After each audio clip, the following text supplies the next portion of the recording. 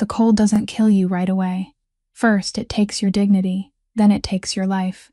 When Marlene Cassart knelt down and touched the slick of black engine oil, still warm on the ice where the car had been parked, she didn't scream, and she didn't cry.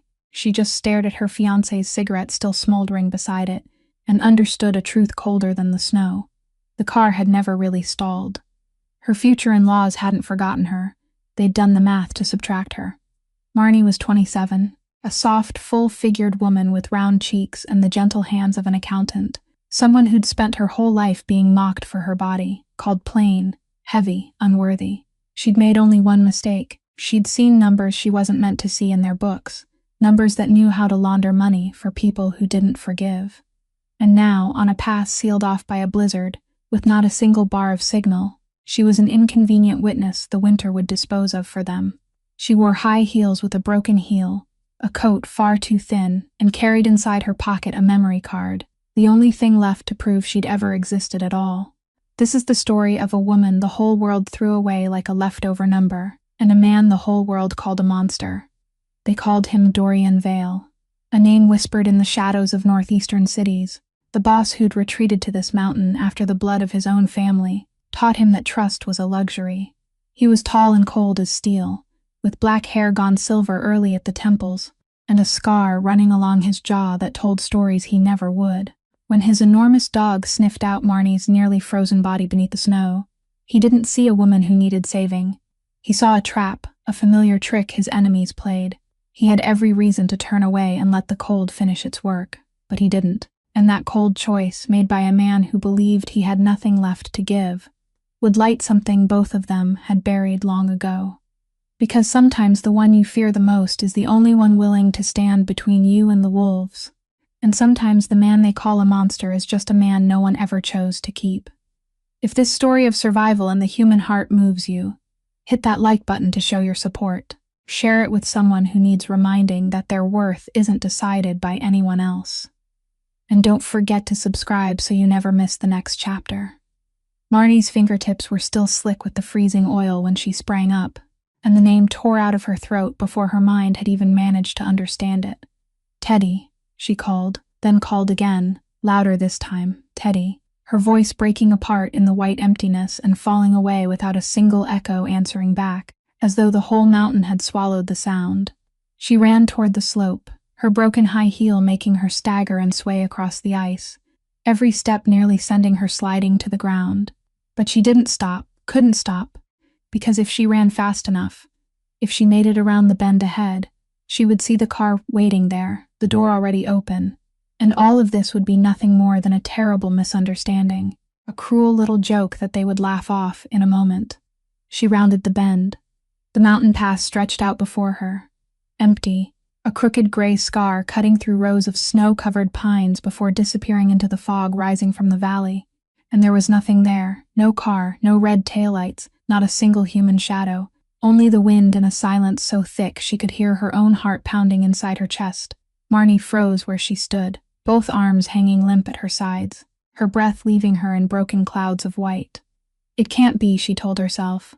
They'll come back, they just haven't realized I'm not in the car, that has to be it. Mrs. Coraline is sitting in the front seat, Teddy is driving. Sooner or later someone will look back and notice I'm no longer in the rear seat. She clung to that thought the way a person clings to a thin rope hanging over an abyss, and she began walking downhill, then walking faster, then running, her legs numb with cold as they struck the frozen road, the hem of her thin coat snapping behind her without holding in even the smallest trace of warmth.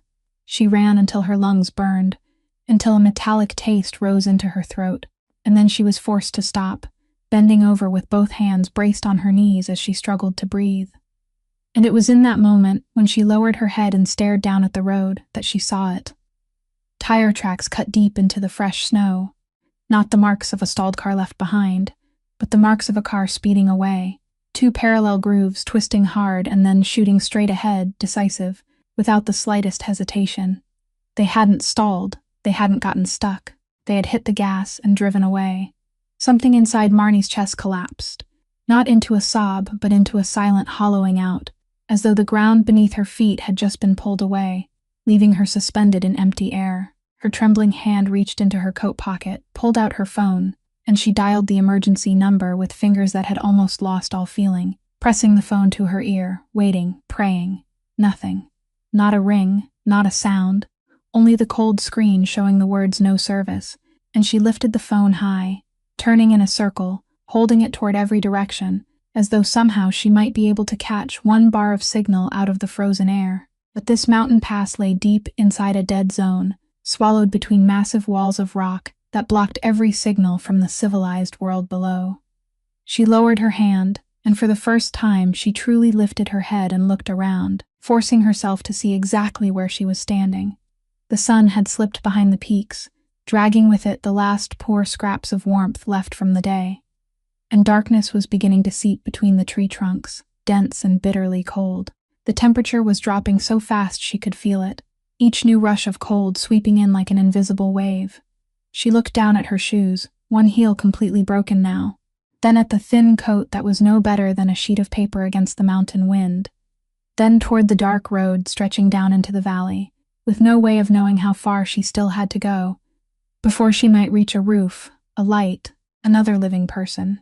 And in that instant, the truth came down on her, not as tears, but as an icy shudder running the length of her spine, a raw and primitive panic, the kind of fear every living creature knows when it understands that it is utterly alone and night is coming. The wind shrieked through the pine branches, carrying with it a sound like a long sigh, and Marnie pulled up the collar of her coat, wrapped her arms tightly around herself, and began walking into the darkness, because standing still meant death. And somewhere deep inside her, that part of her that had always kept trying to survive even when the whole world had turned its back, still wasn't ready to let go. Each step sank into snow that grew deeper and deeper, and in the cold that was slowly dulling every thought, Marnie's mind kept slipping back to 3 days earlier, to the afternoon when she should never have stayed so late at the office. The Renvoy family's construction company had assigned her to reconcile the year-end quarterly books, a dull task she had done hundreds of times, and she should have only needed to open the file she was authorized to access, then shut down her computer and go home as she did every evening. But that night she had accidentally clicked on a folder with a vague name tucked among the material statements, and instead of the familiar figures for cement, reinforced steel, and labor, the screen showed her something else entirely. Huge streams of money flowing in and out through a chain of shell companies she had never heard of, consulting contracts worth hundreds of thousands of dollars for services that didn't exist, payments to phantom suppliers whose addresses matched one another in cities thousands of miles apart. As an accountant, she didn't need anyone to explain what she was looking at. This wasn't a mistake. This was a machine, carefully designed to turn filthy money into clean money, to wash away the origins of dollars whose true owners no one dared to name. She had sat frozen for a long time in front of the screen, her heart hammering, her fingers hovering over the keyboard, and in that moment she should have closed the file, erased every trace of access, and pretended she had never seen anything. But she didn't have time, because the office door swung open, and Mrs. Coraline Renvoy stepped inside, Teddy's mother, the woman who always looked her up and down with a thin little smile whenever the upcoming wedding was mentioned. Her eyes moved from Marnie's pale face to the computer screen, then stopped there for only 1 second, but 1 second was enough. The polite smile on Mrs. Coraline's lips didn't disappear. It merely froze in place, turning into something cold and calculating, and when she asked whether Marnie needed any help finishing early, her voice was sweet enough to make the skin crawl. Marnie had stammered that she had opened the wrong file, that she didn't understand any of it, that she was about to leave, and Mrs. Coraline nodded, still smiling, telling her to go home and rest, because over the weekend the whole family would be going up to the mountain resort to finish discussing the wedding, a trip she had been mentioning for weeks. Only now, staggering through the black, snow-buried forest, did Marnie fully understand what that trip had truly been. It had never been about discussing the wedding. It had been about taking her somewhere far enough, remote enough, empty enough, a mountain pass with no phone service, hours by car from the rest of the world, where an accident could happen with no witnesses, where a woman could vanish in winter, and no one would ask questions. She wasn't their future daughter-in-law. She was a flaw in their system, an accidental witness who had seen what wasn't meant to be seen. and in the cold calculations of the people behind that money laundering machine. She was only a problem that needed to be cleaned up before it could cause trouble. Marnie's frozen hand slipped into the inner pocket of her coat, searching for the tiny object she had hidden there since that night, a memory card no bigger than the tip of her finger. The thing she had quietly copied while Mrs. Coraline hadn't yet had time to lock the computer, a professional reflex even Marnie herself couldn't understand. Maybe some part of her had sensed something, had smelled danger in that woman's frozen smile from the very first second. Now the memory card lay in her trembling palm, small and cold, and yet it was the only thing in this world that proved she had existed, that she had seen, that she had been a human being and not merely one extra number erased from someone else's books. She tightened her fist around it, pressing it into her palm until its edge bit into her skin, as though as long as she could hold on to it, she could still hold on to one scrap of truth, one piece of proof that what was happening to her wasn't an accident, but a crime with names and faces behind it. And then she kept walking, placing one shaking foot in front of the other, sinking deeper into the snow that was piling higher around her, carrying that small piece of evidence inside her, and a silent resolve that if she had to die in this place, then at least her death would never become one more clean number they could wipe away so easily. Time was no longer something Marnie could measure. It dissolved into an endless chain of footsteps, each one exactly like the one before it, each one a struggle to lift her foot out of the snow, now rising to her ankles and place it down in front of her without falling. The shoe with the broken heel finally became more than she could bear. Every time she stepped down, it threw her off balance and sent a sharp pain shooting from her ankle all the way up to her knee, so she stopped, bent down trembling, yanked both shoes off, and threw them into the darkness, deciding it was better to walk in soaked socks than keep limping because of those useless things. Her feet touched the snow, and a cold like a knife blade drove straight up into her skull, but after only a few dozen steps, even that feeling went out, replaced by a terrifying numbness, her feet turning into two heavy blocks of wood that she dragged beneath her body. The darkness had thickened now, the towering pines becoming pitch-black shadows closing in around her, and she moved among them almost blind, doing nothing but following what she guessed was the trail, both hands groping in front of her, so she wouldn't crash into a tree trunk. She had almost given up, had almost accepted the thought of sinking down and never getting up again, when in the middle of that white-black night, a square shape appeared, something with straight edges in the natural chaos of the forest, something built by human hands. It was a cabin, small and crooked, tucked beneath the branches of a giant spruce, and Marnie gathered the last thin thread of strength left in her body to wade toward it. It was an old hunting shack, abandoned for years, its four walls made of roughly fitted logs now rotten and stained in patches, half the roof collapsed and open to the night sky, the door torn loose from its hinges and hanging crooked as it creaked in the wind. She pushed the door, and it let out a harsh scrape before giving way enough for her to slip inside. The inside was dark and gave off a damp, moldy smell mixed with the rank odor of wild animals, but at least the wind no longer struck her directly, and that absence of wind alone felt like mercy. She felt her way through the darkness, her frozen hand fumbling along the rough walls, and she stumbled over all kinds of things on the dirt floor, something heavy and metal with a sharp edge that she guessed was a rusted animal trap, a few spent shell casings rolling beneath her feet, a pile of rags stiff with frost. She found the driest corner, where the part of the roof still intact protected a small patch of ground, and she dropped down there, curling into herself, pulling her knees tight against her chest, and wrapping her arms hard around her own body. Just as she was feeling around the place where she sat, her fingers touched a plastic cylinder, and when she picked it up and pressed the button on the end, a weak yellow glow flared in the darkness, a flashlight left behind by someone ages ago, and somehow it was still alive. Marnie's heart jumped with a beat of hope.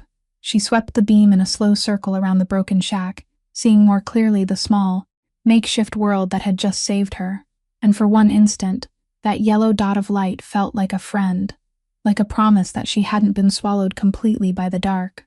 But the glow had only enough time to flare brightly for a few brief seconds before it began to weaken, fading, trembling, shifting from yellow to a dull, murky orange, and then like one final breath, it went out, leaving her plunged back into a darkness even blacker than before. because now her eyes had grown used to the light, and the loss of it felt even more cruel. She sat there, holding the dead flashlight in her palm, as though she were holding an animal that had just breathed its last, while the darkness closed around her from every side. The first night passed as long as an entire lifetime. She didn't sleep, couldn't sleep, because the cold wouldn't allow it. It made her teeth chatter together beyond her control and sent violent tremors through her whole body again and again. And the forest around her came alive with its own sounds, the crack of a branch snapping somewhere in the distance like a gunshot, the long howl of wind through the mountain pass like someone breathing. Then another sound appeared right above her head, a slow, steady scraping across the rotten wooden roof. Something was up there, directly above her, and Marnie held her breath, both hands clamped over her mouth, eyes wide open in the darkness, not daring to move, not daring to make even the smallest sound, able only to pray that whatever was scratching on the roof, whatever it might be, wouldn't find a way inside. Dawn came not as deliverance, but as a harsh truth laid bare, gray light slipping through the gaps in the collapsed roof, and showing Marnie just how desperate the place around her truly was. While whatever had scraped across the roof all night had vanished at some point, without her knowing, leaving strange footprints in the thin layer of snow outside the door, marks she didn't dare look at for too long. She had survived the first night, but the price was that her entire body was now stiff and aching as though someone had beaten her, and hunger was no longer a dull, gnawing feeling in her stomach, but a living animal chewing at her from the inside, a violent cramp that forced her to fold over every time it struck. She scooped up a handful of snow and shoved it into her mouth, hoping to soothe the thirst burning in her throat, but it only made her body colder and made her shiver harder, and she dimly understood that even eating snow was killing her faster. She forced herself out of the shack and kept moving, because staying there meant death too, while walking on was at least still a choice, even though her numb feet almost no longer obeyed the commands of her brain. By midday, hunger and cold had begun doing strange things to her mind, blurring the boundary between what was real and what wasn't, and through the shriek of the wind, Marnie began to hear voices. Not the voices of strangers, but voices she had known by heart her entire life, ringing so clearly and terribly beside her ear that it felt as though those people were walking with her along the snow-covered road. She heard the voice of her stepfather when she was 15, coldly telling her that with a body like that, she shouldn't dream of anyone ever looking at her.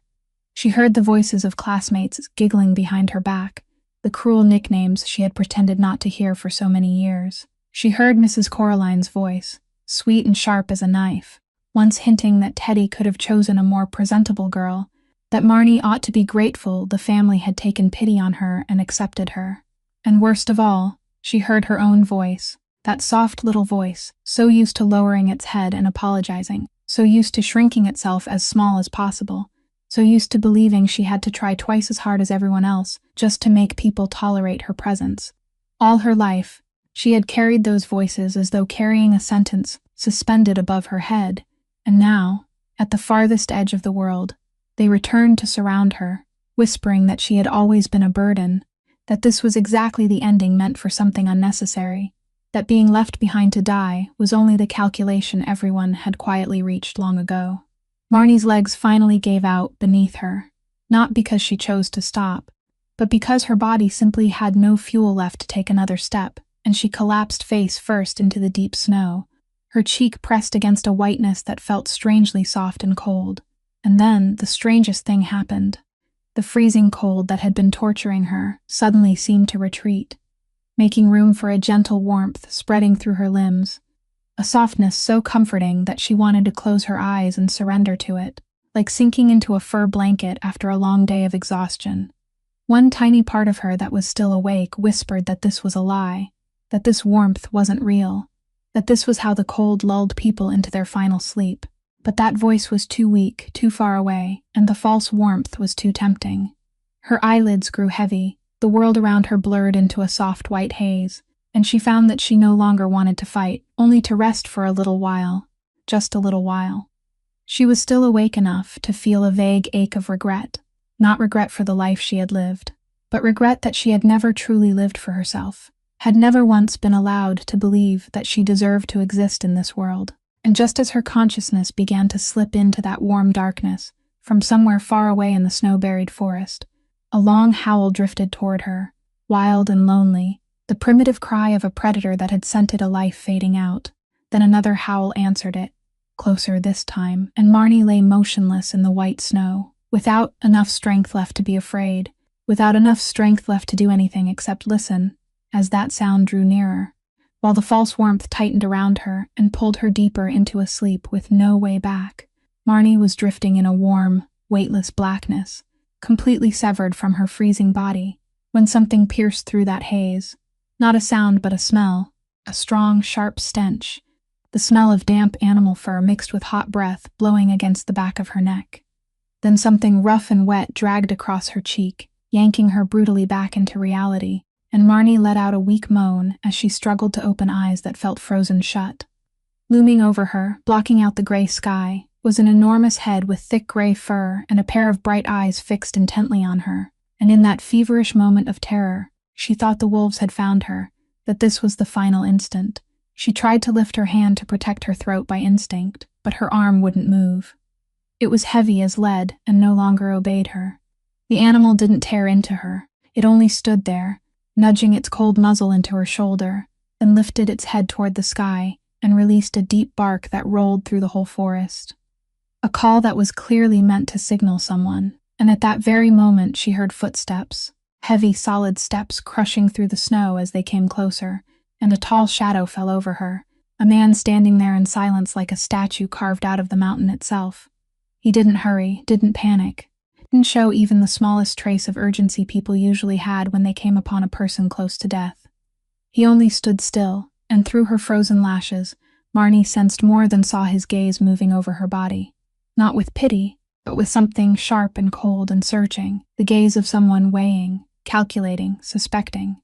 Dorian Vale stood looking at the curled body in the snow, and saving her wasn't what his mind went to first. His mind, sharpened through years of living in a world where every gift had a blade hidden inside it, immediately named the thing lying before him as a trap. He knew this trick far too well, the old maneuver used by those who hunted him, leaving behind what looked like a harmless victim, a weak creature begging for compassion near his territory, only to lure him out of the dark, to make him bend down and reach out, and then the net would close. A woman lost in a snow-buried forest, barefoot, thinly dressed, almost dead. That was exactly the kind of bait he would use if he were the one standing on the other side. Every survival instinct honed inside him screamed a single command: turn away, let the cold finish its work. Never trust a gift that falls from the sky. He had survived this long precisely because he had always obeyed that command, because he never bent down to pick up anything he hadn't placed there with his own hands. But he didn't turn away. He stood there, jaw clenched, while something old and tired stirred inside his chest, a deep disgust for the cold logic that had always governed his life, the logic that turned every living soul into a chess piece, a risk to be removed, a number to be erased. He had spent an entire lifetime calculating human lives that way, and he was sick of it down to the marrow. So sick of it that he had withdrawn all the way up to this savage mountain peak, just so he wouldn't have to see it anymore. The dog named Bishop looked up at him, then lowered his head and nudged the girl again, as though waiting, and Dorian looked down at that pale face coated with frost, her youthful features hardened by exhaustion, her lips already turning purple. And what he saw there wasn't the calculation of someone setting a trap, but only the silent surrender of someone abandoned to the very end. He cursed under his breath, a low, rough sound in his throat, angry with himself, with the human part of him he had thought had died inside him long ago, only to discover it was still struggling for breath somewhere. Then he dropped to one knee beside her, and his leather-gloved hand slid beneath her body, lifting her out of the snow with firm, decisive strength and no gentleness at all, the way a man might lift a sack of cargo. She had almost no weight in his arms, ice-cold and limp, and her head fell back when he rose to his feet. He didn't check her pulse, didn't ask who she was, didn't offer a single word of comfort. He only glanced at the dog and gave one short tilt of his head as a signal, then hoisted her over his shoulder and took long, steady strides toward the darkness of the trees, carrying with him the woman every piece of his reason was still screaming, might be death itself sent to finish him. The journey back came to Marnie as a string of broken fragments drifting through her fevered mind. The sensation of being jostled on a man's shoulder, the crunch of snow beneath footsteps that never stopped, the heavy panting of the dog running beside them, then the roar of an engine and another shaking ride through the darkness, until everything finally stopped and a rush of warmth struck her face like an invisible wall. A heavy door slammed shut behind them, cutting off the screaming wind, and the sudden silence inside was so dense it almost felt touchable. He laid her down on some kind of flat surface, and then she felt hands moving over her body, quick, precise, without the slightest hesitation, turning back each layer of clothing, feeling along her waist, her wrists, the hem of her coat, searching fingers looking for something. In that state between waking and unconsciousness, Marnie didn't have the strength to resist or react. She was only dimly aware that she was being searched, but those hands carried no intent to violate her. They were cold and purposeful, like the hands of a man looking for weapons. Dorian turned every seam of her thin coat, searching for a hidden knife, a small gun, a listening device, anything that would confirm the suspicion still gnawing at him, that this woman was a carefully planted trap.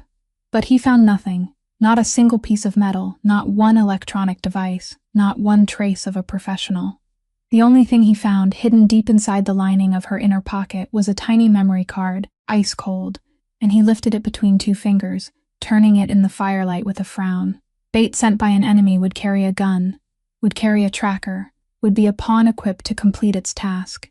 It wouldn't carry something this meaningless and fragile, a data card someone would only cling to when it was proof of something, when it was the only thing left to hold on to. His suspicion didn't disappear, but it was disturbed, thrown off balance, and Dorian stood there staring at the memory card for a long while before slipping it into his own pocket, deciding he would find out what it was later, when this girl was still alive enough to answer. He threw more wood into the great fireplace, and the flames surged up fiercely, casting a wavering orange-red light across the room, and beginning to drive back the cold that had sunk deep into the bones of the woman on the chair. And then the pain came. As warmth began to seep into her frozen flesh, it didn't touch her gently. It burst through her like fire, thousands of burning needles stabbing through her fingertips, her toes, through the feet that had been numb for so long. Marnie tore awake from the fog with a scream that ripped from her throat, a high, thin sound flooded with pain, and she began thrashing wildly, twisting her whole body, her legs kicking in every direction in a desperate attempt to escape the sensation burning her from the inside. Her body didn't understand that this warmth was life. It only knew that it hurt, and it fought against salvation with every last scrap of strength it had left. Dorian stepped forward, and one large hand pressed down on her chest, pinning her still on the chair with just enough force to hold her without harming her. "Lie still," he said, his voice low and dry, without gentleness, but without cruelty either, only the finality of a command. The more she struggled, the more firmly he held her, and he went on. "If you keep fighting like this, you'll break something on yourself, and then I'll have to waste more effort." Those were the first words he gave her, and there was no question in them, no reassurance, only the cold practicality of a man who treated keeping her alive as a problem that needed solving. Marnie couldn't understand him, but she could feel the weight of that hand anchoring her down, a solid point of contact in the storm of pain drowning her, and little by little, as the agony reached its peak and began to recede into a dull, throbbing rhythm, her convulsions eased as well. He kept his hand there until she finally went completely limp, exhausted, tears running down both sides of her temples and soaking into her hair, and her eyes, for the first time, clearly saw the face of the man bending over her. A hard face full of severe carved lines, with a scar running along his jaw and cold gray eyes that revealed no emotion at all. Before the darkness rose again and swept her away, this time not into death, but into the deep sleep of someone who had just been dragged back from the edge. When Marnie woke, the first thing she felt was warmth, real warmth wrapping around her from every side, and for one soft, hazy instant she thought she was still at home, until memory rushed back like cold water and snapped her fully awake. She was lying on a leather couch near a massive stone fireplace, buried beneath thick, heavy layers of fur blankets, and the room around her wasn't a ruined hunting shack, but a wide space with dark wooden walls and a soaring ceiling, a place that was both rugged and filled with the quiet authority of money. Her hands ached, and when she lifted them from beneath the blankets, She saw that they were swollen. The skin stretched tight and bruised purple, but she could still move her fingers, could still feel them. She wasn't going to lose them.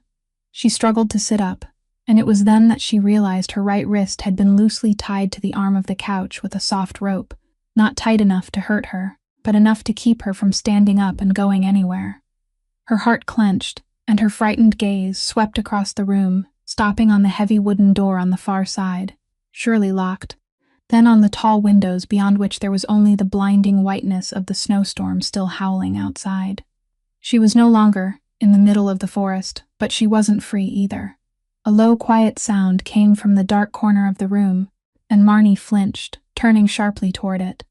The man was sitting there, in a leather armchair set back in the shadows beyond the reach of the firelight, and the enormous gray dog lay stretched at his feet, lifting its head to watch her with intent golden eyes. How long he had been sitting there silently watching her sleep, she couldn't know, and it was that silence that chilled her spine more than any threat could have. "You're awake," he said, still in that dry, low voice, not as a question but as a confirmation, and he leaned forward so the firelight fell across his face, that hard face with the scar along his jaw that she had glimpsed in her delirium. "Who are you?" he asked, each word falling slowly and heavily, like stone. Marnie opened her mouth, her voice hoarse and raw, and she managed to stammer out her name, Marlene, then added that everyone called her Marnie, as though that familiar little name could prove she was an ordinary human being. But he didn't seem to care about her name. His gray eyes stayed fixed on her without moving away, and his next question came down cold and sharp. "Who sent you?"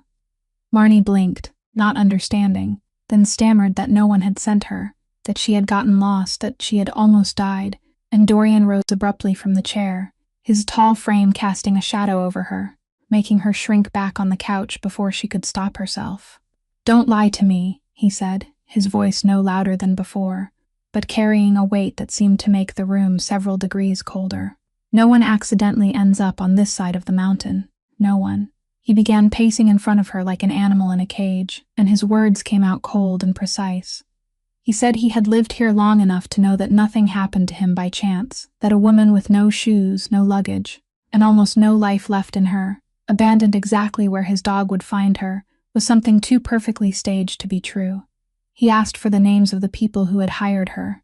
He asked how much they had paid her. He asked what the plan was, what she was supposed to do once she got inside his house, what device she was meant to activate, what door she was meant to open, what dose of poison she was meant to put in his food.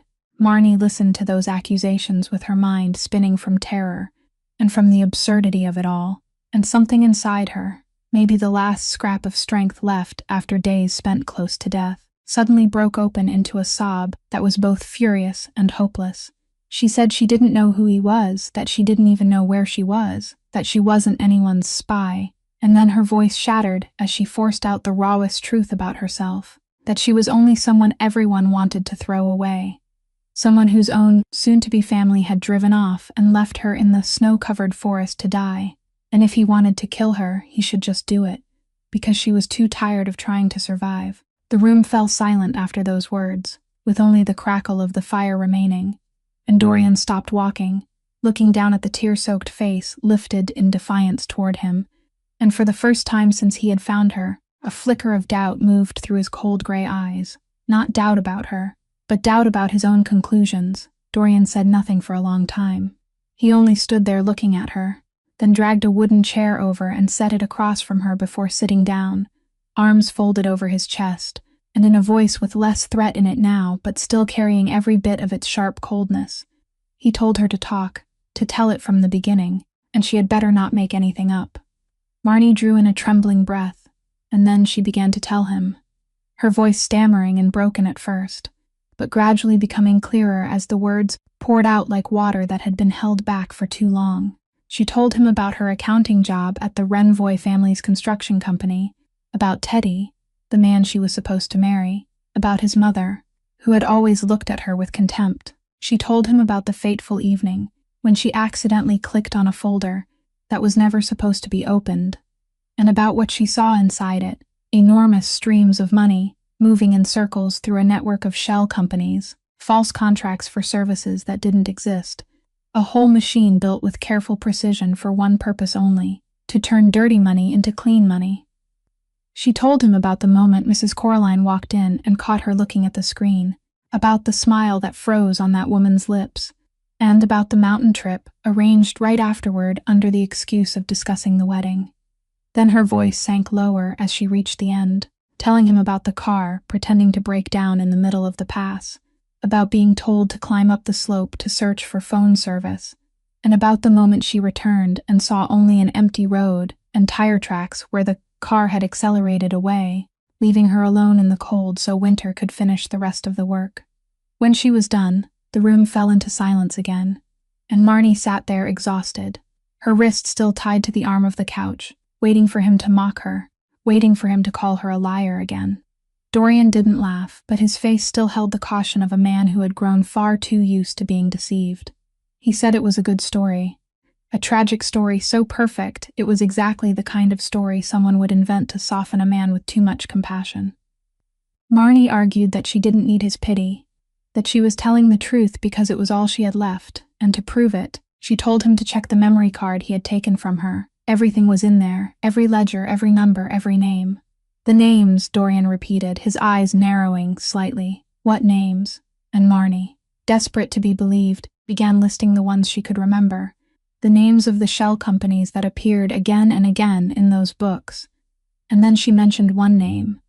The name of the organization she believed stood behind the entire flow of dirty money, a name she had seen repeated like a main route buried beneath every transaction. And the instant that name left her lips, something changed in the room, a brief freezing over inside Dorian, almost impossible to notice. The smallest hitch in his breathing, a sudden stillness in shoulders that had been held with such controlled ease. He knew that name. He knew it far too well.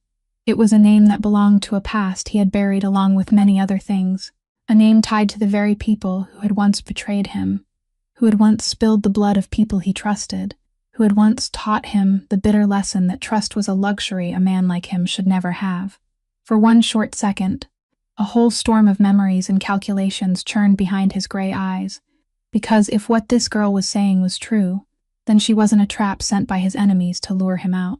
She was a loose thread that had accidentally fallen from the very spiderweb he'd spent his life trying to escape. An accidental witness holding something that could be a weapon, or a death sentence, for both of them. But Dorian was a master of concealment, and he let none of that shock show, not even a trace of it. His face quickly returned to its familiar coldness, and he only stood, walked to the fireplace, and remained with his back to her for a long while, staring into the flames, letting her believe he was deciding whether or not to trust her, while the trembling, exhausted young woman on the couch couldn't possibly imagine. The snowstorm lasted for 2 more days, and throughout that time, Dorian kept a guarded distance from her, still not untying the rope around her wrist, but no longer questioning her even once. He only brought her hot food and water, set them down in front of her with the most minimal gestures, then withdrew into his corner of the room and watched in silence. She slowly began to recover, her hands becoming less swollen, and she started to notice the space where she was being kept, a sturdy mansion of wood and stone that radiated quiet wealth, yet carried a strange emptiness, like the dwelling of a man who had given up everything except his own safety.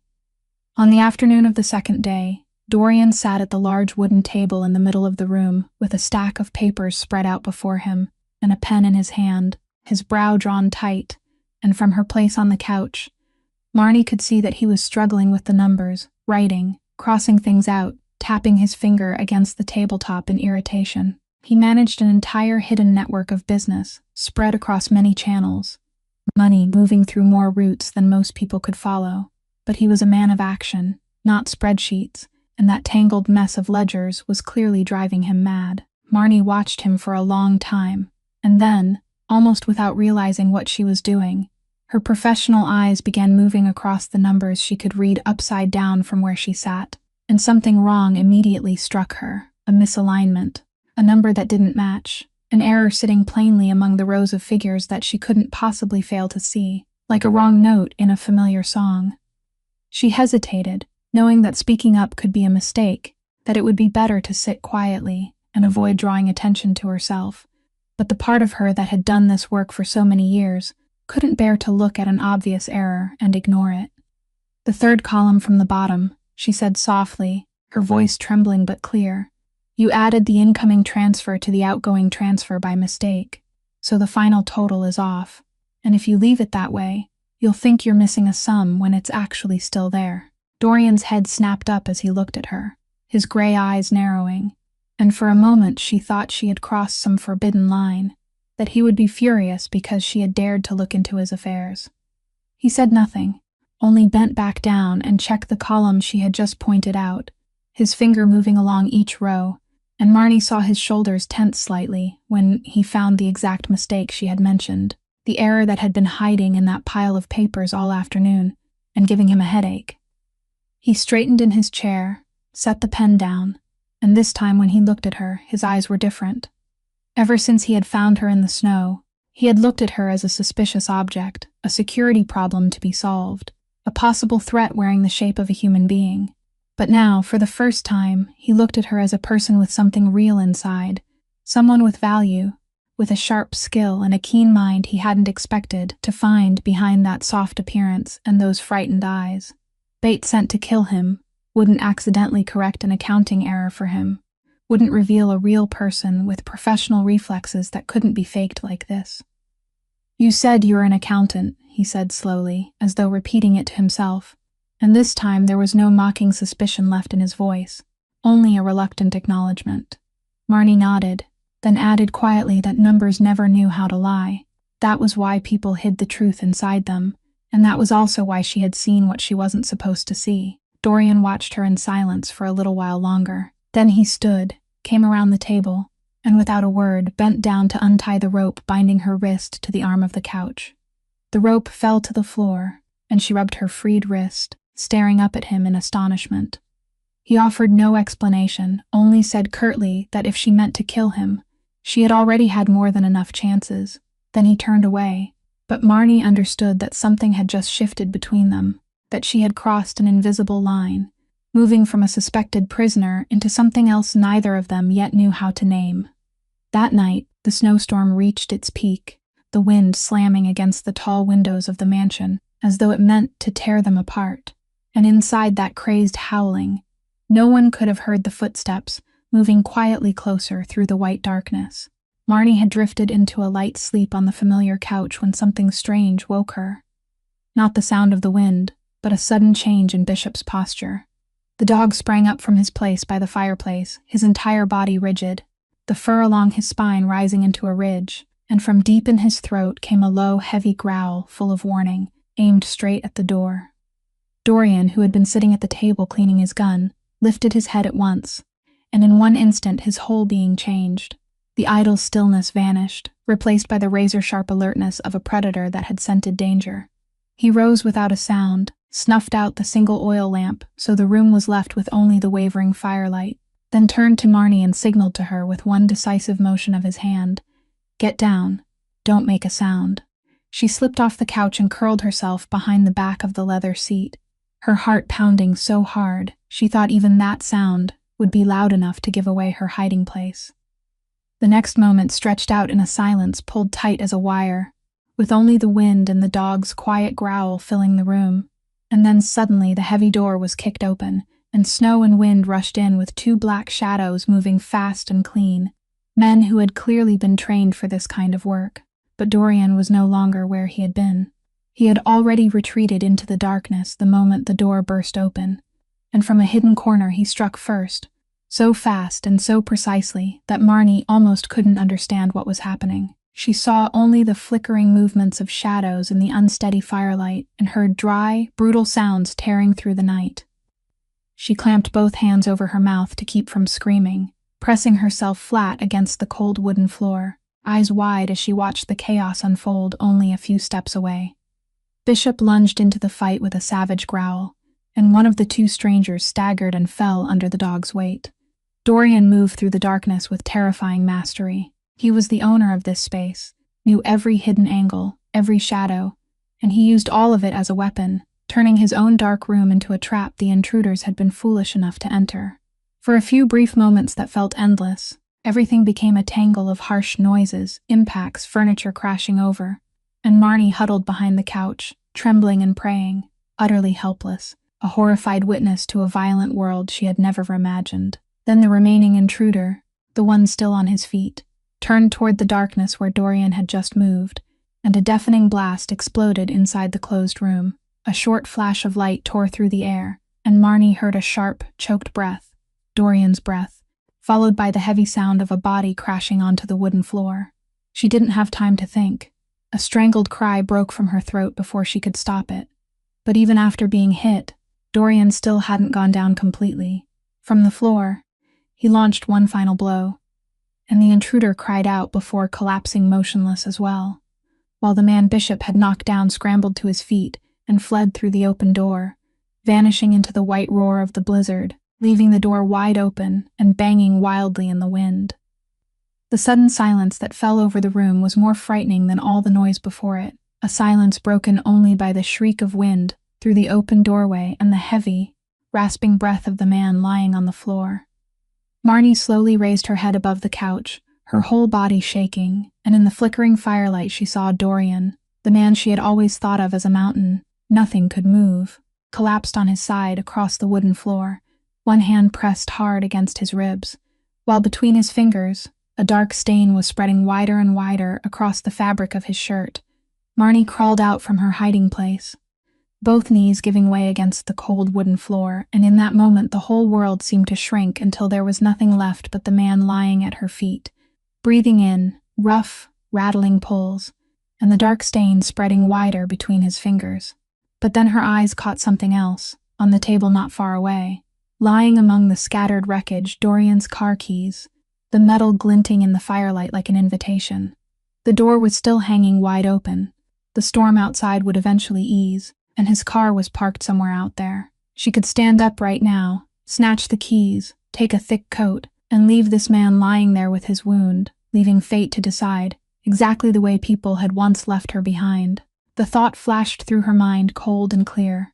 An escape door opening right in front of her, and no one in the world would blame her for stepping through it, because he was a criminal, a man who had kept her here, tied her up, aimed suspicion at her. She looked at the keys, then looked down at Dorian's pale face, twisted tight with pain, and she remembered the moment she had lain face down in the snow, listening to wolves howl closer, abandoned by an entire world that had calculated her away like an extra number.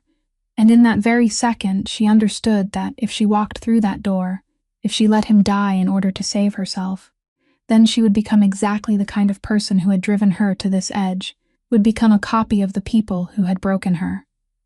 "I won't become the person who abandoned me," she whispered, not sure whether she was speaking to him or to herself, and then she turned her back on the keys.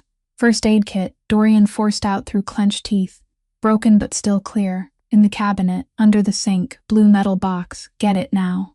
Marnie sprang up and rushed to where he had pointed, tore through the cabinet, and dragged out a heavy metal box, something that clearly wasn't an ordinary first aid kit, but the kind meant for wounds like this. And she hurried back with it and dropped to her knees beside him. He guided her through each step, his voice growing smaller, but his will not wavering at all.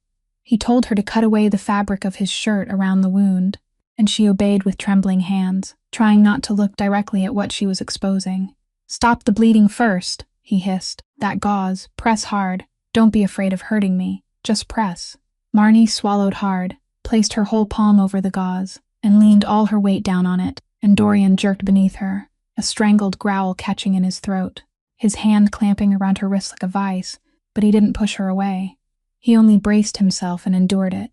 "Hold it there," he panted. "Then open that small bottle, pour it on. It'll help stop the bleeding." She followed every word, her hands, which had only ever known the turning of ledger pages, now doing work she had never imagined herself capable of doing. And each time she hesitated, each time terror rose up and made her want to stop, his hoarse voice dragged her back, ordering her to keep going, not allowing her to collapse.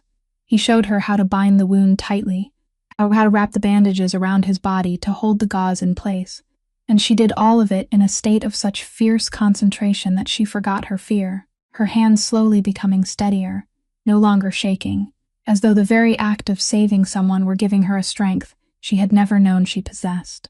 When the final strip of bandage was tied, Dorian's body loosened, his head falling back against the floor. His breathing still heavy, but the dark stain on his shirt had stopped spreading.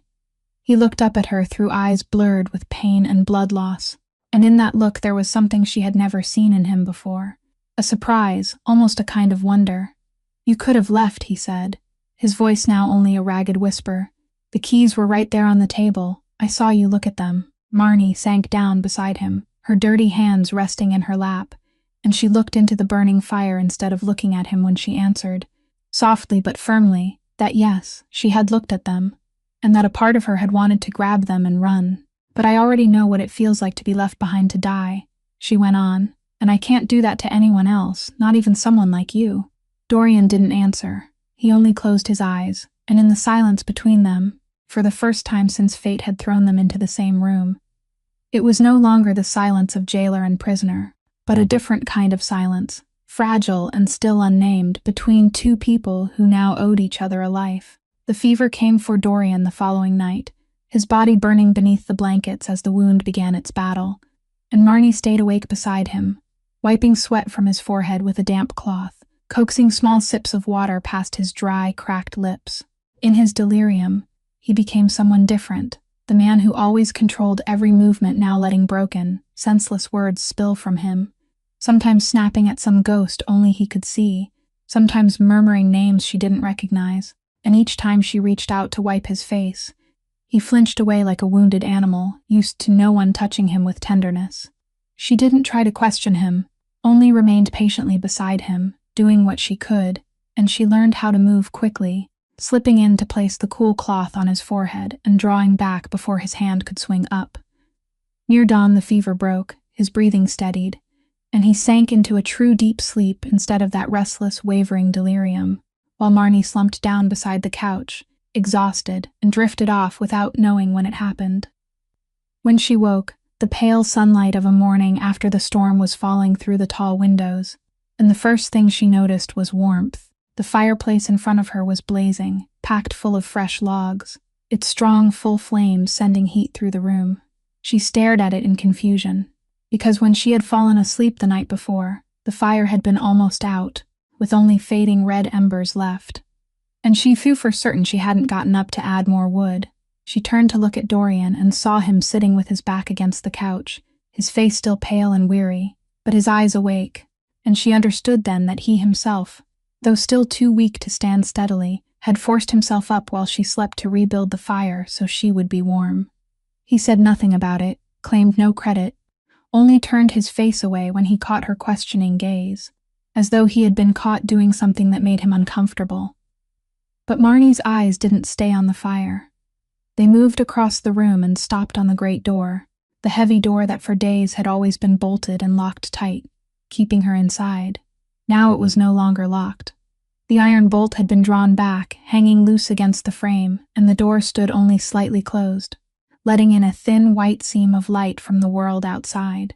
And on the wooden table in the middle of the room, placed neatly where it was impossible not to see, lay a detailed map of the mountain trails, marked with the safest route down. He had put it there deliberately, openly, without hiding it, and its message was so clear it didn't need a single word. She was free. The door was open, the path was clear, the storm had passed, and there was no rope left binding her, no locked door holding her prisoner. She could stand right now, take the keys, walk through that door, and drive away from this mountain, from this man, from the whole violent world she had accidentally stumbled into. That was what he was giving her, not through words, but through an unlatched bolt and a carelessly placed set of keys. He was telling her that she wasn't his prisoner, that he wouldn't keep her there against her will. Marnie sat for a long time, looking at the half-open door and the keys on the table, and something tightened in her throat. All her life, she had longed for someone to want her to stay, yet the first person to give her real freedom was this frightening man, someone who owed her nothing. She stood, slowly walked toward the table, and for one moment her hand hovered above the keys. Then she walked past them. She went to the door, pushed it fully closed to block the cold wind slipping in, then came back, picked up another log, and set it in the fireplace. Dorian watched every movement in silence, and when she sat down again beside the fire, he asked softly, his voice still hoarse from the fever, why she didn't leave. Marnie looked into the flames for a while before she answered, saying that there was no one out there waiting for her, and that, here at least, for the first time in her life, she felt she wasn't anyone's burden, but someone useful to a person who needed her. In the days that followed, Dorian recovered slowly but steadily, and once he was able to stand and walk again, though he still had to brace one hand against the wall, a cold truth began to weigh heavily on both of them, that the man who had escaped that night would come back, and the next time there wouldn't be only two of them. One morning, he called Marnie out to the rear yard of the mansion, where the snow had been cleared into a small open space, and he placed a gun in her hand.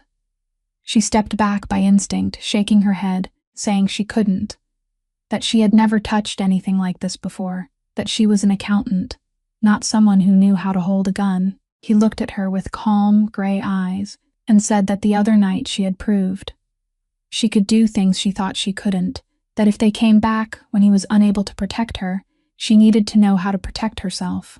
That argument couldn't be denied, and Marnie, though her hand was still trembling, took hold of the gun, feeling its cold, unfamiliar weight in her palm. He stood behind her and guided her, his voice low and unexpectedly patient, telling her to steady her stance, place her feet shoulder-width apart, lower her center of gravity, and she awkwardly tried to follow, her posture stiff and completely wrong. He let out a quiet sigh, then moved closer, and Marnie felt the warmth of his body right behind her as he reached out to correct her position. His large, scarred hand covered the hand she had wrapped around the gun, adjusting each finger, gently pushing her index finger off the trigger and along the frame, and that touch, warm and steady, sent a strange current running down her arm and spreading all the way to her spine. She stood still, not daring to move, and so did he. For a moment longer than necessary, their hands remained layered together over the grip of the gun, his breath brushing softly against her temple. Then he cleared his throat and stepped back half a pace, though he stayed close enough to adjust her elbow, her shoulder, teaching her how to raise the gun to eye level, how to aim down the barrel toward the tin can he had set on a stump a few dozen steps away. "Don't hold your breath," he said softly just behind her ear. "People think they have to hold their breath to hit the target, but holding your breath will only make your hand shake more. Breathe out slowly, and when your lungs are almost empty, at the moment your body is quietest, then gently squeeze the trigger. Don't jerk it, just tighten slowly." Marnie breathed in, then exhaled very slowly the way he had told her, feeling her body gradually settle, and when her breath was nearly gone, she lightly tightened her finger. The gun kicked in her hand, and a sharp crack tore through the stillness of the morning, making her stumble backward. But the tin can on the stump had flown off, spinning through the air before dropping into the snow. Marnie stood frozen, unable to believe her eyes. Then she spun around to look at him, her eyes wide with astonishment and a childlike joy she couldn't hide in time. "I hit it," she burst out, her voice breaking with excitement. "Did you see that? I hit it." And for the first time since fate had thrown the two of them together, something almost like a smile briefly softened the harsh lines of Dorian's face, the faintest easing at the corner of his mouth. "You hit it," he admitted, and then he added, "Good work, Marnie." Her name, spoken by him for the first time, hung in the cold air between them, and it made her go still. Through all those days he had never called her by name. He had only spoken to her in blunt, nameless sentences, as though saying her name would mean admitting she was a human being with a place in his world. And yet now that name had left his mouth, natural and certain, carrying a weight perhaps even he didn't realize. Marnie didn't know how to answer. She only felt something warm rising inside her chest, something unfamiliar and fragile, the feeling of being seen by another person, of being called by her true name, not with mockery or contempt, but with quiet recognition. She looked down at the gun in her hand, then lifted her eyes to the man who had placed it there, and she realized that the cold distance that had always stood between them had begun to melt, little by little, like ice beginning to crack under the first sunlight of spring. That night, after a simple meal, the two of them sat beside the fireplace in a silence that had become familiar, and no longer felt as heavy as before. Bishop curled at their feet, while the flames painted shifting shapes across the wooden walls.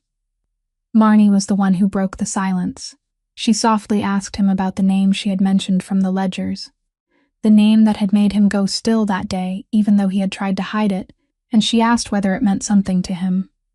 Dorian didn't answer right away. He stared into the fire for a long while, and Marnie thought he would raise that familiar wall of silence again. But then he began to speak, his voice low and even, telling her about something he had clearly never told anyone. He said that name belonged to the organization he had once been part of, not a small part, but the man expected to lead it one day. He told her about the people he had considered blood, the people he had trusted completely, fought for, and been ready to die for. And he told her about the day everything collapsed, the day he discovered that those very people had decided he had become too dangerous, too influential, too inconvenient to keep, and that they had made a plan to remove him, to erase him the way people erase an extra line from a page. He said he had survived, but the people beside him that night had not. The ones loyal to him had spilled their blood for a betrayal they never saw coming, and he had been forced to leave everything behind, retreating to this mountain and living like a ghost, because he had learned the lesson that trust was a luxury a man like him mustn't ever allow himself to have. Marnie listened in silence, and when he finished, she realized her eyes were filled with tears, not because she pitied him, but because of an understanding so deep it hurt. Because his story and hers, though told in completely different languages, one in blood and betrayal from the underworld, the other in numbers and a car speeding away through the snow, carried the same heart, the same wound. Both of them had once believed they belonged somewhere, belonged to a family, a home, and both of them had been weighed, measured, and calculated by the very people they trusted most, then crossed out like a number no longer needed. "You and I," she said softly, her voice trembling, "we're the same kind of people, do you know that? Both of us were calculated away by the people who were supposed to love us." Dorian turned to look at her, and in those gray eyes that had always been so cold and guarded, something had opened, something bare that he had never allowed anyone to see. He said, so quietly that she almost had to hold her breath to hear him, that was exactly why he couldn't leave her to die in the snow that day, even though every piece of reason in him had told him he should, because when he looked down at her abandoned face in the cold, he had seen himself from many years ago. Marnie said nothing. She only reached out, and after a moment of hesitation, she placed her hand over the scarred hand resting on his knee. He didn't pull away. He didn't close his hand around hers either. He simply allowed that small, warm hand to rest on top of his, and the two of them sat that way for a long time, looking into the fire, needing no more words. In that moment, there was no loud romance, no vows, only two wounded people quietly realizing that they were no longer alone, that in a whole world that had once turned its back on both of them, they had accidentally found someone else who carried the same scar, someone who understood the same pain without needing it explained. And Marnie, who had spent her whole life never being chosen by anyone to stay, felt the warm hand beneath hers like an anchor, something solid and real to hold on to, and for the first time in a very long time, she no longer felt like an extra number, but like one half of something, a broken piece that fit exactly with another broken piece. The fire burned lower, and outside in the darkness of the mountain the night wind still blew, but inside that room, between two hands resting one over the other, something warm and fragile had just been born, something neither of them dared to name yet, but both of them knew was there, real and alive. That fragile piece did not last long. A few days later, as dusk was staining the snow-covered peaks purple, Bishop suddenly went rigid by the window, his lips peeling back to expose his sharp teeth as a menacing, feral hiss escaped his throat. This time, he didn't just growl. He positioned his massive body directly in front of the entrance, ready to tear into whatever crossed the threshold. And Dorian, though his wound still hadn't fully healed, understood at once what it meant. He stepped to the window, peered out through a narrow gap in the curtain, and his face hardened. This time it wasn't two men scouting ahead. This time it was an entire team, black shadows moving in organized lines through the deep snow, surrounding the mansion from several directions, and he knew the man who had escaped the other night had reported back, that they had returned with enough force to finish the work left undone. He turned to Marnie, and this time there was no cold command in his voice, but an urgency she had never heard from him before.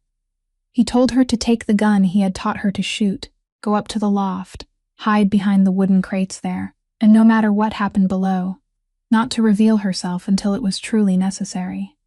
Marnie took the gun in hands that no longer shook the way they had the first time, and she climbed into the dark loft, pressing herself into the shadows behind the crates, where she could see the whole great room below through the gap between two planks. Dorian put out every lamp, leaving only the light from the fireplace, and he stood in the darkness of his own house, a wounded animal but still a dangerous one, waiting. The attack came from every side at once. The front door was smashed open, glass shattered in the windows, and shadowed figures poured in, far more of them than before. The room burst into chaos, filled with harsh sounds and bodies colliding in the unsteady firelight, while Bishop roared and charged into the fight to defend his master. Dorian fought with everything left inside his wounded body, moving more slowly than usual because of the injury, but still with precision and ruthlessness, bringing them down one by one. Yet there were too many of them, and Marnie looked down from the loft with her heart seeming to stop, seeing clearly that this time he couldn't hold them off alone. And then, through the gap in the boards, her eyes caught a figure stepping in through the broken doorway, someone who didn't rush into the fight like the others, but stood close to the edge of the entrance, cautious and hesitant, someone clearly unused to violence and trying to keep himself away from it. There was something in that posture, in the way he tilted his head slightly, that made Marnie's heart clench, and when the fireplace swept light across his face for one brief moment, she almost cried out. It was Teddy, her fiancé, the man she was supposed to marry, the one who had sat behind the wheel of the car that sped away and left her in the snow-buried forest to die. He was here, inside this house, and in that horrifying instant every last piece locked into place in Marnie's mind. He was the guide. He was the one who had shown this team the way up to this isolated mountain, because he was the only one who knew where she had been left behind.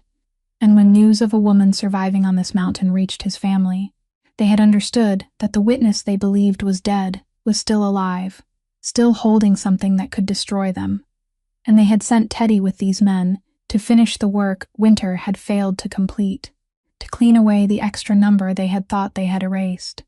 She heard his voice, high and trembling beneath the noise of the battle, urging the others to find her, repeating that they had to find the girl, that she had a memory card, that neither she nor that memory card could be allowed to leave this place.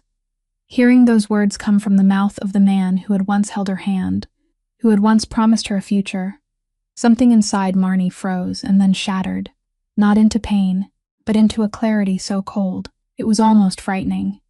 The fear that had once made her tremble behind the couch on the night of the first attack now dissolved, giving way to something else, harder and sharper, as she tightened her grip on the gun and looked down at the face of the man who had betrayed her, understanding that tonight one of them would have to face the cost of what had been done.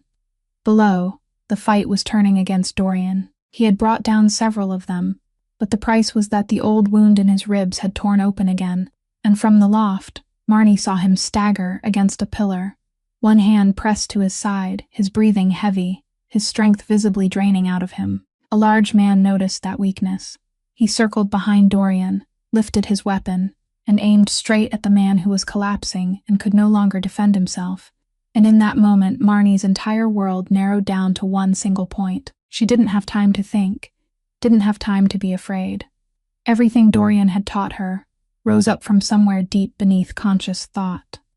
She braced the gun against the edge of the wooden crate to steady it, aimed along the barrel at the man preparing to finish Dorian, and breathed out slowly, exactly as he had shown her, feeling her body settle, quiet and still, and just as her breath was almost gone, she squeezed the trigger. The shot rang out and tore through the room, and the large man collapsed before he could act, falling right at Dorian's feet, while Dorian looked up in stunned confusion, not understanding why he was still alive. Every eye in the room turned toward the dark loft, and in that moment of exposure, Marnie rose fully from her hiding place, the gun still held firmly in her hands, and stepped into the light. The trembling woman, who had once hidden behind the couch in mute terror on the night of the first attack, was gone. The person standing in the loft looking down now was someone else, someone who had passed through the cold, passed through death, and learned that she was far stronger than the whole world had ever told her she was. And below, among the men who had gone still, Teddy looked up at her, his face turning white when he realized the woman above him was her. "Marnie," he stammered, his voice breaking with shock and fear, "you're alive." She aimed the gun down at him, and for the first time in their entire relationship, she was the one standing above him. She was the one holding power. "Are you surprised?" she said, and her voice didn't tremble at all. It rang clear and cold through the room that had fallen silent. "You personally drove away and left me there. You thought the cold would do for you what you were too much of a coward to do with your own hands."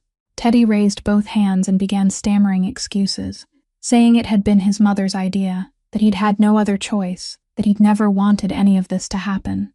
And every word that came out of his mouth only exposed more clearly the weakness that had always been hidden beneath his polished exterior.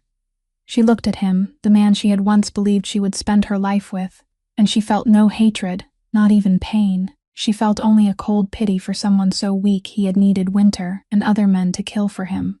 The men who remained began to move, trying to take advantage while she was focused on Teddy, but Dorian, though exhausted, was still alert enough to act, and from where he stood he managed to stop them, while Bishop lunged to block another man's path, and in those final chaotic moments, the balance shifted completely.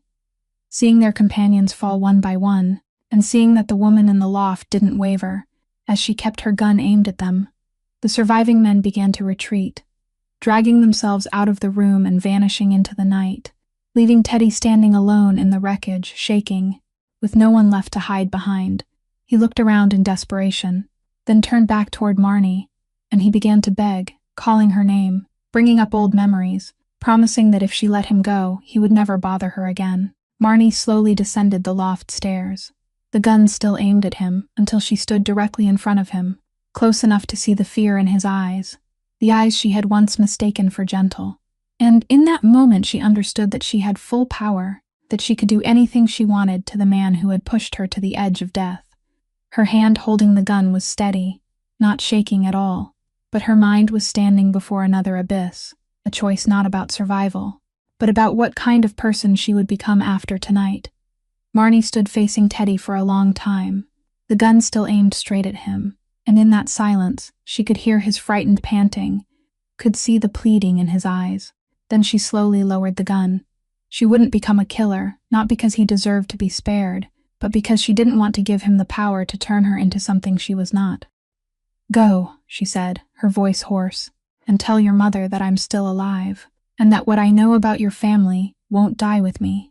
Teddy stared at her for one more moment, then turned and ran through the broken doorway, vanishing into the night like the last ghost of the old life she was leaving behind. When the room was finally completely quiet, when there was nothing left but the wind and the dying fire, the strength that had held her upright through the whole battle suddenly drained out of her body like water pulling away from a broken levee. The gun slipped from her numb fingers and fell to the wooden floor with a heavy sound, and she collapsed right where she stood, wrapping both arms around herself as she trembled violently. The image of the man falling beneath her shot came back to her, vivid and merciless, and a wave of nausea rose in her throat. She had taken a life, even if it had been to save Dorian, even if in that moment there had been no other choice. That truth still pressed down on her like a stone. A human being no longer breathed because of what she had done, and she didn't know how to carry the weight of it. "I killed someone," she whispered, her voice breaking, tears streaming down her face. "I killed a human being. I'm not the kind of person who does things like this." Dorian, though every movement sent pain through his wound, still dragged himself over to her, and he sat down beside her on the wooden floor, close enough that their shoulders touched. He didn't offer her empty comfort. He didn't tell her that everything would be fine. He didn't pretend that what had just happened was light. Instead, he spoke to her with the bare truth of a man who had lived his whole life with burdens like that. He said survival had never been clean, that it always left a mark, and that if she felt nothing after what she had just done, then he would be worried about her. The guilt tearing her apart tonight, he said, was exactly what separated her from the men who had stormed into this house. What separated her from the people who had left her in the snow because they took lives without blinking, while she was crying for a man who had come here to kill her.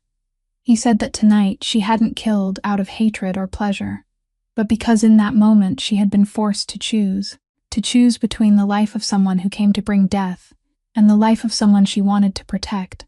And she had chosen life, had chosen to stand between another person and the fall that would have taken him. "That is what no one has ever done for you," he said softly. "No one has ever chosen you when choosing you came with a price." Marnie lifted her face to him through her tears, and she realized that he was right. That the grief ripping her apart wasn't proof she had become a monster, but the opposite, proof that she was still whole as a human being, that this violent world hadn't yet worn away the part of her that knew right from wrong. "You don't have to forgive yourself tonight," he said. "You only have to live through it, 1 hour at a time, and I'll be here." And then he did something perhaps even he hadn't expected. He wrapped his uninjured arm around her shoulders and drew her close, letting her trembling head rest against his chest, and he held her that way, awkwardly and uncertainly, like a man who had long ago forgotten how to comfort another human being. Marnie didn't resist, as she leaned into him, burying her face in the fabric of his shirt, still carrying the smell of gunpowder and blood, and she cried for the man who had fallen, cried for herself, cried for everything she had lost, and everything she had been forced to become in order to survive. And Dorian sat there holding her in the wreckage of the room, two wounded people leaning on each other amid the ashes of a terrible night, and together they silently waited for dawn to come, for that longest night to finally end, each breath a small step through the pain, each passing moment a wordless promise that they were still alive, and that they no longer had to face the darkness alone. Winter finally released the mountain. The ice along the eaves began to melt into small drops ticking softly downward, and beneath the retreating snow, the first tender green shoots of grass timidly pushed through, carrying with them the smell of damp earth and of life returning. In the weeks after that terrible night, a strange peace settled over the mansion. Dorian's wound gradually healed into a new scar laid over the old ones, and between him and Marnie there formed a quiet, warm rhythm, two people sharing silences without needing to fill them with words. Marnie didn't know that throughout that time, Dorian had been doing something in secret. He had taken the memory card he had once confiscated from her, that small piece of evidence containing all the crimes of the Renvoy family, and through the network of underground connections he still held in his hands, despite having withdrawn, he had found a way to send it to the exact hands that needed to receive it. No fingerprints, no names, no explanation, only the memory card appearing mysteriously on the desk of a federal investigative agency specializing in financial crimes, and then in the hands of an investigative journalist he knew wouldn't let it be buried. The numbers themselves were strong enough to speak on their own. They didn't need anyone to testify, didn't need Dorian to step out of the shadows and reveal his own existence, because the truth was already lying inside every line of transaction, every phantom company, every dirty dollar washed through layer after layer of cover. News began to spread like wildfire. The Renvoy company was sealed off, accounts were frozen, and then the arrests began. Mrs. Coraline Renvoy was led away in a ring of camera lenses, the face that had always lifted itself with such contempt now lowered in concealment, and Teddy, the coward who had run into the night, didn't escape the closing net either. The family that had once coldly calculated how to subtract Marnie from their lives was now paying the price for the very numbers they had believed they could hide. And they were paying that price not under the gun of a criminal, but under the public and merciless light of the law. One morning, as spring sunlight lay gold across the yard now cleared of snow, Dorian called Marnie over and placed a thick envelope in her hands. She opened it, and inside was a large stack of money, a new passport bearing her name with a clean identity untouched by any trace, and papers for a journey to anywhere she wanted to go. He stood there with both hands in his pockets, his gray eyes fixed on the distant mountains, and he spoke to her in that low, even voice whose hidden shades she had now learned to understand. He said the road down the mountain was open, that the family who had ruined her no longer had the power to hurt her, that she was free, completely free, to leave this place and begin a new life. He said that with that money she could go to some city, open a small accounting office of her own, meet a decent, ordinary man, live the peaceful life she deserved, a life without gunfire, without blood, without the ghosts of the past watching from the dark. "You don't owe me anything," he said, "and you don't have to stay here out of gratitude, or because you feel you owe me your life. I don't want you to stay for any reason like that." He didn't look at her when he said those words, his gaze still turned far away, and Marnie understood that he was doing the hardest thing a man like him could possibly do. He was willingly pushing away the only thing that had warmed his lonely life, because he believed she deserved a better world than the one he could offer her. He was a scarred man living in hiding on a mountain, carrying a blood-soaked past and a name whispered in the dark, and he had truly believed that keeping her beside him would be a selfishness she didn't deserve to bear. So he gave her the key to freedom, this time not a set of keys left carelessly on a table as a silent invitation, but an entire new life folded inside an envelope, and he waited for her to take it and walk away, already prepared to watch her leave his life forever, because he thought that was the most righteous thing, the final and greatest gift he could give, the woman who had taught his hardened heart how to feel again. Marnie held the envelope in her hands, feeling the weight of an entire new life contained inside it, and she stood still for a long time, looking at the man who had turned his face toward the distant mountains, the man who had just given her the one thing she had spent her whole life believing she would never have: freedom, a beginning, a chance to step out of all of this. Then she walked to the large wooden table in the middle of the room, and she did something that made Dorian turn sharply to look at her. She took the stack of money out of the envelope and placed it on the tabletop, neatly and decisively. She opened the drawer of his desk, placed the new passport inside it, then pushed the drawer closed. He looked at her, speechless, his gray eyes, which had always controlled everything, now bright with an astonishment he couldn't hide in time, and he opened his mouth as if to speak, but she spoke first. She said in a voice so calm and certain that it surprised even her, that his ledgers were still an absolute mess, that she had glanced over them, and seen at least 3 errors that would cause trouble sooner or later if they weren't corrected, and that a man who managed as many things as he did need someone who knew how to keep the numbers in order. She went on, almost smiling, that the roof over the storage building out back had sprung a leak from snow sitting on it all winter, that if it wasn't repaired before the rainy season came, all the firewood would get soaked, and she had no intention of spending another winter with damp wood. Dorian stood there listening as she listed those ordinary, small reasons, and he understood that she wasn't talking about ledgers or a roof, but about something much larger that neither of them had ever dared to name. "Why?" he asked, his voice rough. "I gave you a way out. I gave you everything you needed so you could leave. Why are you staying?" And Marnie looked straight into his eyes, and this time there were no tears, no trembling, only a truth that had taken her an entire lifetime to understand. She said that all her life she had always been the one calculated away, the extra number people crossed out of their lives when she became inconvenient, the burden everyone tried to put down, and she had believed it, had believed she wasn't worth anyone choosing to keep. "But you," she said, "you're the first person in my life who gave me a door to leave through, while still silently hoping I would stay. You're the first person who didn't see me as something to remove, but as something worth keeping. And that's why I'm staying, not because I owe you, not because I have nowhere else to go, but because for the first time in my life, I get to choose. And I choose here, I choose you, I choose the life we can build together from the broken pieces of 2 people the world once threw away." Dorian said nothing more. He stepped forward and wrapped his arms around her, this time not awkwardly, not hesitantly, but holding her tightly as though holding something precious he had almost let slip away, and Marnie buried her face in his chest, listening to the heartbeat of the man who had pulled her out of the freezing snow, and pulled her out of the dark belief that she wasn't worthy of being loved. Winter was truly dead now, and outside, on the mountain where she had once thought she would lose her life, life was pushing up again from beneath the melting ice, and together they had built something the cold could never kill again. Marnie's story reminds us of something simple and profound, that a person's worth is never measured by their body, by their usefulness in someone else's eyes, or by whether someone wants to keep them, but by the kindness, resilience, and dignity they choose to protect even when the whole world has turned away, and that sometimes the person who heals us is the very one who carries the same wound inside, because only those who have been abandoned can fully understand what it means to choose to stay beside someone. If this story has touched your heart, please click the subscribe button on our channel, like and share this video, so together we can spread meaningful stories and hear many more compelling stories every day. How do you feel about Marnie and Dorian's story?